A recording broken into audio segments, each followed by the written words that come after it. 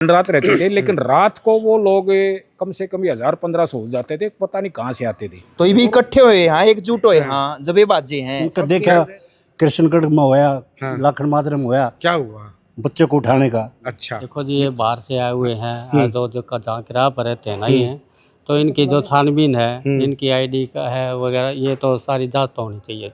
अच्छा। नमस्कार दोस्तों, आज हम खड़े हैं हरियाणा में, रोहतक है। रोहतक में एक तहसील है महम, विधानसभा क्षेत्र है। करीब 3 महीने पहले यहाँ पे एक बड़ा विवाद हुआ था। कुछ मुस्लिम परिवार रहते थे, रोहिंग्यास थे, उनको गांव से निकालने के लिए। अभी हमें खबर मिली है, सूचना मिली है कि काफ़ी मूवमेंट के बाद पंचायतें हुई, काफ़ी कोशिश की गई यहाँ के लोगों द्वारा कि जो वो रोहिंग्या मुस्लिम्स परिवार हैं जिनकी आईडी नहीं है वो यहाँ से चले जाएं। अभी हुआ ये है कि करीब 3 महीने के बाद ये जो मुहिम थी ये रंग लाई है और अधिकतर जो रोहिंग्या मुस्लिम परिवार थे वो गांव छोड़ के चले गए हैं। इस पूरे मामले को महम के हैं हमारे अजीत अहलावत, उन्होंने उठाया था। आज हम आए उन्हीं से बातचीत करने के लिए कि उन्होंने मामला कैसे उठाया था, क्यों उठाया था, और जब वो परिवार कह रहे थे कि हमारे पास आईडी हैं तो वो गाँव छोड़ के फिर गए क्यों हैं। अजीत अहलावत जी हमारे साथ है, कुछ महम के लोग भी हमारे साथ हैं, सभी से बातचीत करेंगे, परेशानी क्या थी और फिलहाल स्थिति क्या है। अजीत जी नमस्कार जी। नमस्कार, आपके सभी दर्शकों को मेरा नमस्कार। अजीत जी, शुरू से बताना है कि ये मामला क्या था। अब करीब 3 महीने पहले आपके पास आए थे, जब आपने कहा था यहाँ पे कुछ परिवार हैं जो बिना आईडी के, बिना पहचान पत्र के यहाँ रह रहे हैं और शक है कि वो गाँव में वारदात भी करते हैं। उस टाइम काफ़ी सारे आरोप भी लगे थे। शुरू से बताना कि था क्या उस टाइम, हुआ क्या था? देखिए क्या था कि वो शुरू में जब वो उन्होंने ये रोहिंग्या थे, बांग्लादेश है और घुसपैठिए थे, क्योंकि उनको विशेष कोई पहचान होती नहीं, तो 3-4 साल वो महम रहे। लेकिन उसके बाद उन्होंने क्या किया कि वो अपराध उन्होंने प्रारंभ कर दिया यहाँ महम में। भाई जैसे नशे में उस टाइम जो बात हो रही थी कि गांव में भी वारदात हुई है। हाँ जी। तो उन्होंने फिर जैसे जो हमारी बच्चियां थी उनको छेड़ने, उनके साथ जैसे गलत हरकतें प्रारंभ कर दी और नशे में लिप्त हो गए, चोरियां प्रारंभ कर दी, और जो खेतों में जो किसानों के इंस्ट्रूमेंट होते थे उनकी चोरियां प्रारंभ कर दी। तो उसके बाद फिर हमारा ध्यान गया, हमें पता चला, जांच की तो कहते रोहिंग्या है, उसकी खुद मैंने जाके आईडी उनकी चेक की, तो उनकी आईडी में बड़ा मतलब एक घोटाला था। जितने भी हरियाणा प्रदेश में ये रोहिंग्या आए हुए थे सभी के सभी बपरेटा से आए हुए थे। बपरेटा एक असमा छोटा सा कस्बा है, इतने लाखों संख्या में लोग वहाँ से कैसे आ सकते हैं। हमने पूछा भी था, वो कह रहे थे कि हम बपरेटा से हैं। तो जितनी भी आईडी थी सभी बपरेटा थी। तो संदेह होने पे हमने प्रशासन को कहा, प्रशासन में इनकी जांच की थी, तो उन आईडीज में वो उनकी विरोधाभास निकला। तो उसके बाद ये हमारा फिर जैसे शक पुख्ता हुआ, फिर उसके बाद उनको जैसे जांच की गई तो वो अपराध भी करते थे, चोरियां भी करते थे, और जो घरों में रोटियां जैसे भीख मांगने काम भी करते थे। और पूरे महम शहर को उन्होंने एक तरह से हैक किया हुआ था कि जिसके पास वो भीख मांगने चले गए, अगर भीख नहीं दी तो ज़बरदस्ती करना। तो इस प्रकार का जो उन्होंने एक यहाँ जो वातावरण बनाया हुआ था, उस वातावरण को देख करके कोई भी आदमी कह सकता है कि भाई ये लोग रोहिंग्या हैं, घुसपैठिए हैं। और एक योजना के तहत जो हमारी बेल्ट है दिल्ली से लेकर के पंजाब पटियाला तक, क्योंकि ये बिल्कुल एक क्लीन एंड बिल्कुल नीट एंड क्लीन ये बेल्ट थी, लेकिन एक योजना के तहत हमें पता था इस बात का कि कुछ मुस्लिम संगठन ये कोशिश कर रहे हैं कि भी इस बेल्ट को भी गजवा हिंद का एक हिस्सा बनाया जाए। तो हमें पहले ही पता था। तो ये कितने परिवार थे टोटल यहाँ पे? यहाँ बिल्कुल यहाँ कम से कम भी ये मान के चलिए कि रात को 1200 से 1500 लोग हो जाते थे। झुग्गियाँ बनी हुई थी वो जिस प्लाट में थी, वो किराए पे थी। 500 के झुग्गियाँ थी वो थी कम से कम भी 100-150 झुग्गियाँ थी। और उनमें कितने लोग परिवार? ये 600-700 तो यहाँ परमानेंट रहते थे। अच्छा। दिन रात रहते थे, लेकिन रात को वो लोग कम से कम 1000-1500 हो जाते थे, पता नहीं कहाँ से आते थे। और वो जो उनके पास जो गाड़ियाँ होती थी, जो यहाँ बाइक्स चोरी होती थी, उन चोरियों को माफ़ कीजिए, उन जो मोटरसाइकिल होती थी उनको लाद करके वो दिल्ली बेच करके आते थे।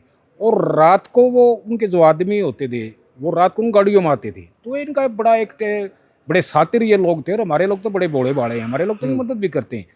और जब हमने ये मूवमेंट शुरू किया तो हमारे लोगों ने कहा कि भाई ये तो बड़े गरीब लोग हैं, आप तो हमने लेकिन उनको कुछ कहा नहीं, हमने कि लगातार मूवमेंट रहा, पंचायत भी हुई। ये जो पूरा मूवमेंट था, मैं आपको बता दूं एक बार, ये मूवमेंट ये था कि जैसे यहाँ पे ना 150 के आसपास झुग्गियाँ थी एक प्लाट में, वो किराए पे थी। किराए पे थी। एक झुग्गिया किराया जैसे हमने उस टाइम पूछा था 1200 से 1300 रुपये था।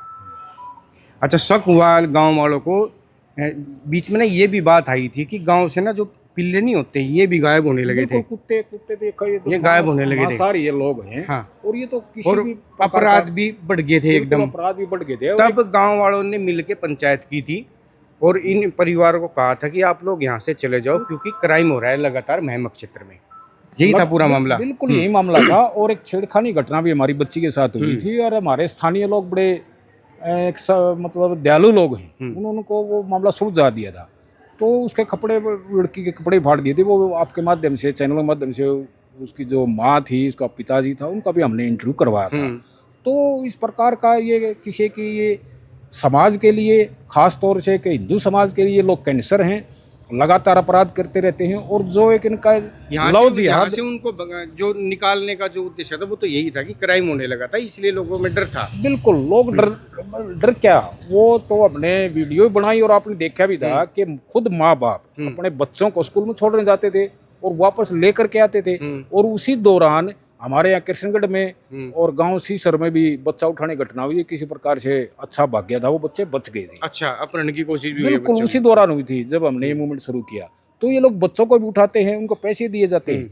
और सबसे बड़ी खतरनाक ये है कि अब भी चला हुआ है कि अभी सवर्ण जाति की जो लड़की है उसको उठाने के 12 लाख, और जो अदर जो हमारी जातियां, हमारी बहनें हैं, उनको उठाने के 8 लाख 7 लाख। ये तो आप वो गजवाइन वाली जो बात कर रहे थे आप वो कर रहे हो आप। बिल्कुल ये इनका लक्ष्य है, टारगेट। और हमेशा कहते रहते हैं कि भाई जिस दिन हम 40% हो गए उस दिन इस हिंदुस्तान के ऊपर हमारा कब्जा होगा। तो इनका लगातार मूवमेंट चलता रहता है। और ये जो सवर्ण जाति जो लड़कियां हैं, लगातार केस होते रहते हैं। हमारे यहाँ लाखड़ माजरा के पास केस हुआ था, ये वो प्लम्बर का काम करता था वो लड़का, वो लड़की को उसके साथ चली गई।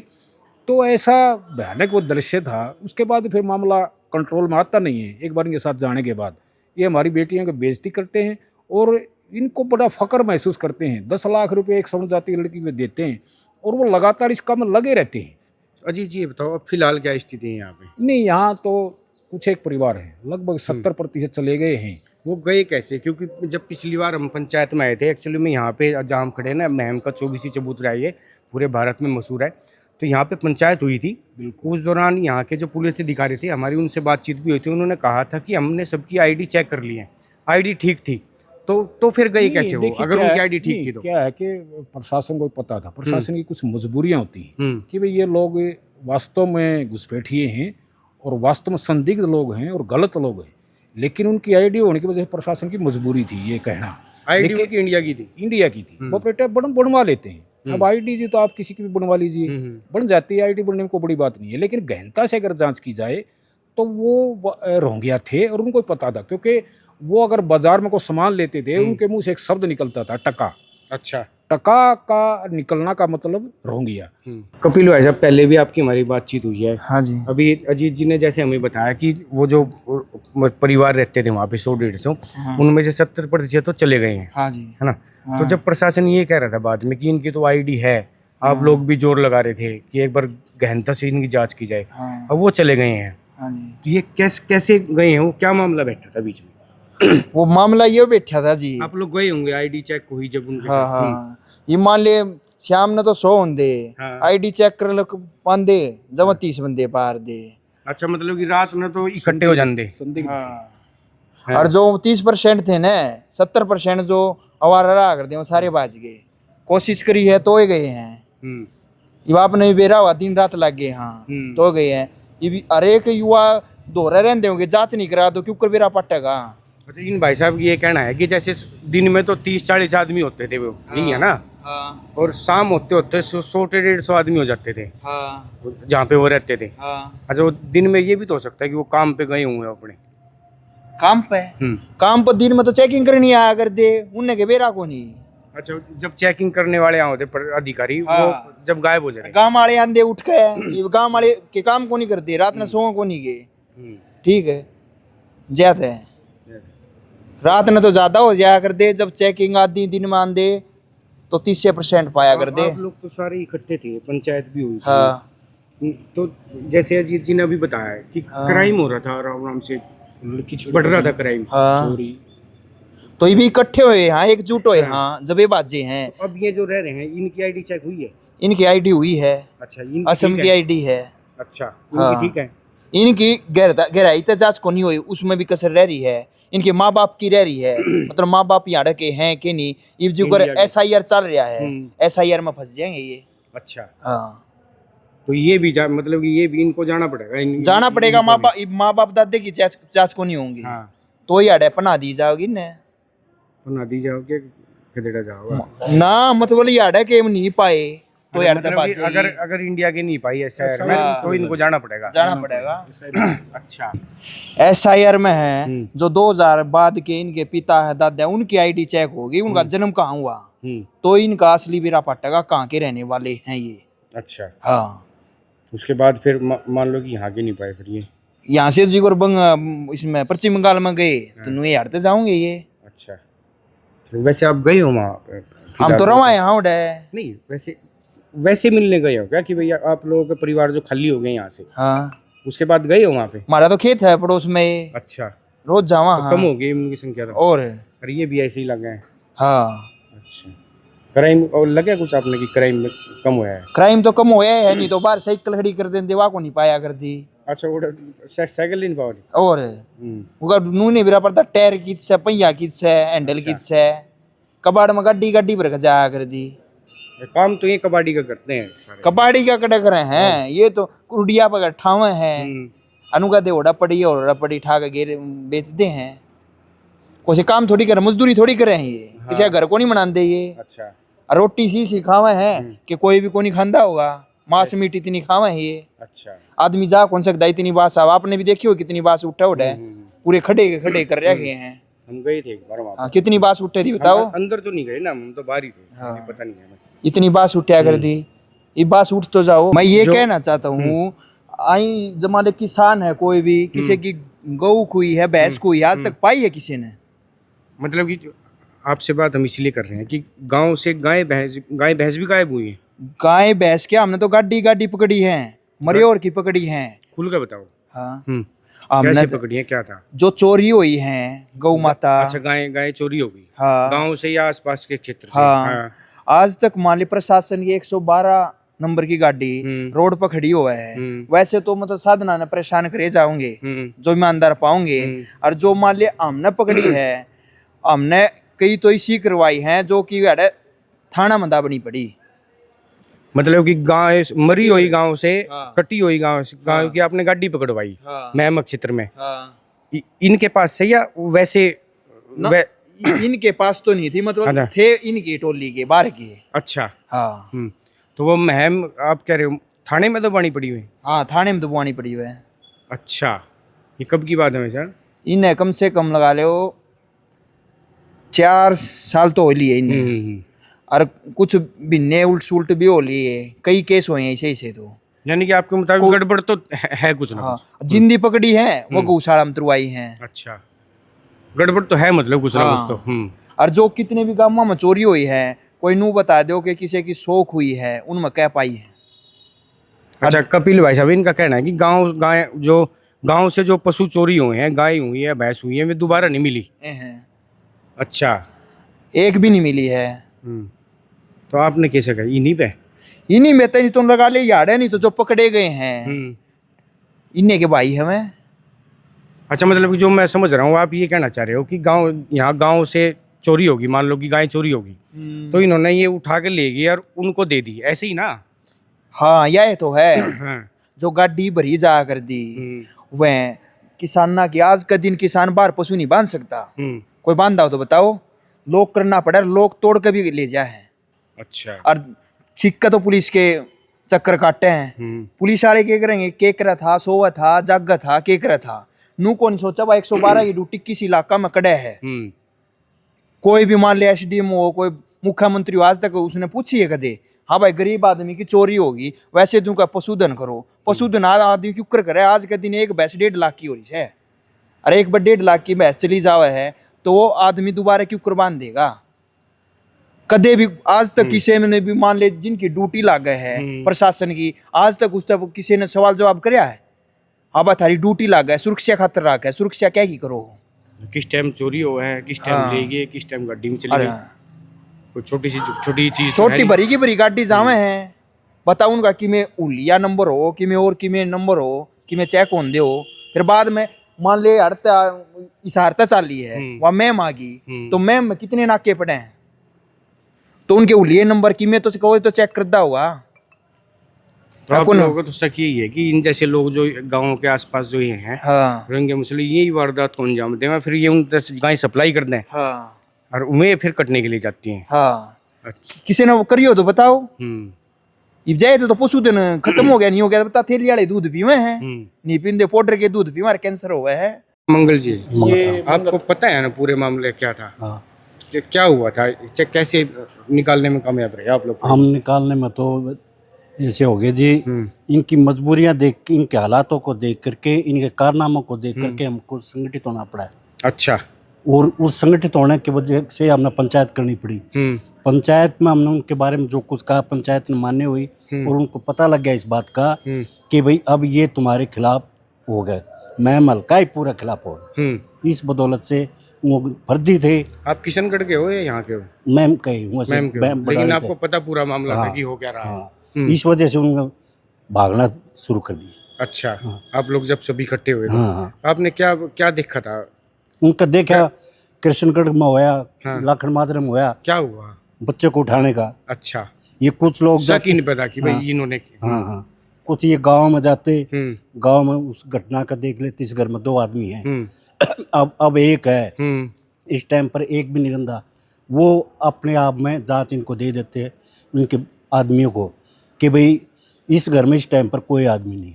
अच्छा। लूट खसोट के में जो भी क्राइम की भाषा में रेक की बोलते हैं इसको, रेक्की बोलते हैं इसको क्राइम की भाषा में, कि क्राइम करने से पहले ना वो पूरी जांच करनी जाएगी। रेकी करते हो। रेक्की करते थे। हाँ। तो आप लोगों के पास शिकायतें आई फिर बाद में? हाँ, हमने ये सुनी लोगों के मुंह से देख के, और इसी करके हमने पंचायत करी थी। और इसी पंचायत में से पहले संगठन बना के पंचायत को सौंपेगा। पंचायत ने जब ये बात ओट ली कि वाकई में गलत है, तो फिर वो अपने आप में समझ गए कि यहाँ से जाना ये तो एक आम बात है। एक बहस को भाई आप लोगों को तो ये कहना है कि क्राइम बढ़ गया था, इसलिए जरूरी हो गया था इनको यहाँ से भेजना, भेजना जरूरी हो गया था। मेरा तो है नॉर्मल बात है। आपका नाम क्या है? मेरा नाम जी कृष्ण। कृष्ण जी, तो आप यहाँ महम के रहने वाले हो? जी हाँ। अच्छा, आपने भी देखा, कोई आपको पता लगा हो या आसपास के लोगों ने बताया हो कि भाई जो यहाँ ये रोहिंग्या मुस्लिम रहते हैं ये क्राइम कर रहे हैं यहाँ पे महम में? देखो जी, ये बाहर से आए हुए हैं, जो जो जहाँ किराए पर रहते हैं ना ये, तो इनकी जो छानबीन है, इनकी आईडी का है वगैरह, ये तो सारी जांच तो होनी चाहिए थी। अच्छा। हाँ। अब तो कह रहे हैं कि 70% चले गए वो। हाँ हाँ, चले गए तो बढ़िया, अच्छी बात है जी। हाँ, क्राइम में कुछ थोड़ा मतलब क्राइम वगैरह ना होगा। बाहर का वैसे तो बाहर का जो आओगे उनके देखोगे तो आईडी चेक तो जरूर होनी चाहिए। अब तो इतना ही कर सकते हैं। और जो अब यहाँ रह रहे हैं उनकी है आईडी असली? उनकी तो देखो असली तो नहीं पाओगी, बना क्यों आईडी तो बनवा लेते हैं ये। इनका कोई ना कोई ऊपर वाला बैठा होगा बनाता है, या कोई को पैसे दे के वगैरह। देखो जांच तो होगी इनकी, जांच करें। हाँ। आपका कहना है कि एक बार इनकी और जांच हाँ होनी चाहिए। ठीक है जी। तो अजीत जी, जो परिवार यहाँ पे बचे हुए हैं, कुछ है अब भी आपकी डिमांड प्रशासन से कि इनकी आईडी की जांच की जाए, या आपने चेक कर लिया एक बार? नहीं, चेक जैसे हमने पहले की थी वो ही बपरेटा से मिलती है इनकी आईडी, लेकिन गहनता से अगर जांच की जाए तो ये भी फर्जी हैं और घुसपैठिए हैं। अच्छा। जब SIR होगा तो इनको भी जाना पड़ेगा, इनको यहाँ रहने नहीं देंगे। और इनके अगर ये यहाँ रहे तो फिर और बढ़ेंगे ये तो एक दिन में जितने हमने निकाले उनसे 10 गुना आ सकते हैं, और आने का इंतजार भी कर रहे हैं। लेकिन वो पूरी पंचायत ने, पूरे क्षेत्रवासियों ने जो सख्ताई दिखाई है उसी का परिणाम है कि इनको यहाँ से जाना पड़ा। और मैं तो एक बात कहता हूँ कि जब तक अजीत अलाव जिंदा है, यहाँ गजवा हिंद और जो डेमोग्राफी बदलने का जिनका प्रयास है उसको हम सफल नहीं होने देंगे कभी भी। तो आप गए होंगे बाद में, जो वो परिवार चले गए उनके जाने के बाद गए हो आप उनके पास? बिल्कुल गए हैं। उन्होंने बताया कि वो गए कहाँ हैं? नहीं, वो तो देखो ये इतनी गहराई से बात बताते नहीं है। अच्छा। ये लोग बड़े शातिर लोग हैं। 2 मिनट तो में बिल्कुल नहीं, हमने पता किया लेकिन बताते नहीं है, क्योंकि ये लोग इतने शातिर हैं कि 2 मिनट में कुछ उसके बाद कुछ, तो इनका के जबान का और बात करने का कोई भरोसा हम कर नहीं सकते। तो अब तो ये है कि जो परिवार यहाँ बच रहे हैं इनकी दोबारा फिर आईडी इनकी चेक बिल्कुल हो, गहनता से SIR हो, SIR होगा और और इनको SIR भी यहाँ से जाना पड़ेगा, बिल्कुल जाना पड़ेगा। हम इस क्षेत्र को नीट एंड क्लीन चाहते हैं और SIR में कुछ बात रही तो उसका मुझे 100% यकीन है कि चले जाएंगे। जो आदमी था जिसके प्लाट में है उससे भी बातचीत हुई ये आपकी? कई बार हुई, वो बहके हुए लोग बोले? हैं, बहके हुए लोग हैं, उसका तो किराया मिलता था। अब किराया मिलने का उसका तो पता नहीं, वो तो मानते हुए तो गरीब लोग हैं, मजदूर लोग हैं, लेकिन वो लोग भाई ये हिंदुस्तान की यही दुर्भाग्य है कि जो हमारा हिंदू भाई है वो इनकी जो सातिरना दिमाग है उसको ये समझ नहीं सकते। हमारे तो भाई ऐसे उनकी मस्जिद बनवाने को तैयार है, लेकिन कुछ लोग किशनगढ़ के बिल्कुल किशनगढ़ के कह रहे थे कुछ लोग कि मस्जिद बनवा दो। हाँ, कुछ किशनगढ़ के यहाँ हर मैंने तो ये भी सुना था यहाँ पे मौलाना वगैरह भी आते हैं यहाँ के आसपास की मस्जिद बिल्कुल वाले, आते हैं इनको रात को कोई सफेद कपड़े में बिल्कुल वो इनके सारा। जो मुस्लिम संगठन है उनकी सपोर्ट है, और जो महम क्षेत्र में भी एक संगठन बना हुआ है उनकी भी सपोर्ट है, और बाहर से भी सपोर्ट है। इनका जो नेटवर्क है वो बड़ा जबरदस्त है, आप और हम तो सोच भी नहीं सकते, इतना खतरनाक इनका नेटवर्क और जबरदस्त और तेज नेटवर्क है। तो इनकी बहुत दूर दूर तक बातें होती हैं, और हमारे जो लोग हैं उनके आंखों में ये ऐसी, और वो तो कम ही रही, मतलब बड़े एक सौभाग्य रहा कि जो हमारे नौजवान थे उनको ये बहका नहीं पाए। अगर उनको बहका लेते तो हमारे लिए तो मुसीबत खड़ी हो जाती, हमें पहले उनको समझाना पड़ता, उन बाद में इनसे निपटना पड़ता, क्योंकि ये बड़े सातिर लोग हैं जो उनकी असलियत है वो कभी जाहिर नहीं होने देते। तो इनका एक ये इनको ट्रेंड किया जाता है विशेष तौर से, और इनके लोग जो इनके संगठन के लोग हैं वो आते रहते हैं रात को दिन को, कभी छुप के वो उनको हैंडल करते हैं कि अब ये करना है और इस प्रकार से चलना है, इनकी मदद भी करते हैं। और जो ये चोरियां करते हैं, जो मोटरसाइकिल वगैरह की चोरियां करते हैं, उनको बिकवाने में, उनको मैनेज करने में, तो हर तरह से मैनिपुलेटेड एक इनका सिस्टम होता है, और उसी सिस्टम के तहत ये उस क्षेत्र को कब्जा कर लेते हैं। अब इनके किसी भी लोग को आप मकान किराए पे देकर देख लीजिए, कुछ दिन के बाद छुड़वा के दिखाइए आप। दिल्ली में पता नहीं कितने केस हैं। हमारे जो भाई हैं, पत्रकार भाई भी हैं जो दिल्ली क्षेत्र से आए, उन्होंने हमें बताया कि उनमें से कई पीड़ित भी देख दो पत्रकार बता के भाई साहब मकान दिया था, हम छुड़वा नहीं पाए। तो बड़ा खतरनाक इनका काम है इन लोगों का, इनसे जितनी निजात पाई जाए उतना अच्छा है। तो जो मैं समझ रहा हूँ, ये जो हमारे साथ खड़े हैं महम क्षेत्र के लोग, वो ये है कि जो ये रोहिंग्या मुस्लिम परिवार रहते थे महम क्षेत्र में, किशनगढ़ पंचायत में रहते थे, प्लाट किराए पे ले रखा था, वहाँ पे झुग्गी बना रखी थी इन्होंने। जब गांव वालों को शक हुआ कि क्षेत्र में महम के आसपास और किशनगढ़ पंचायत में जो क्राइम है वो अचानक बढ़ गया है, तब इन्होंने उसको जो मुसलमान जो परिवार थे उनको खाली करवाने के लिए बीड़ा उठाया था। कई बार पंचायतें हुई हैं, गांव वाले इकट्ठे आए हैं।